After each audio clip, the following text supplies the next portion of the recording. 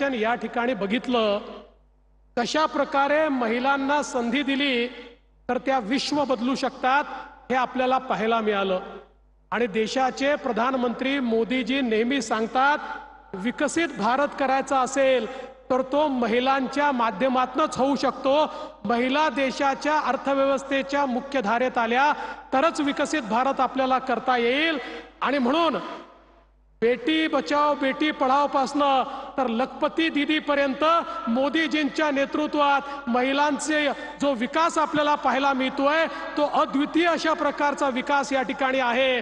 आणि मोदीजींनी तर 2029 पासनं देशाचा कारभारही महिलांनाच देण्याचा निर्णय घेतलेला आहे। त्यामुळे आता नारी शक्तीला कोणी रोखू शकत नाही। मोदीजींच्या आशीर्वादाने महाराष्ट्रामध्ये देखील आपण नारी सन्मानाचे कार्यक्रम सुरू केले।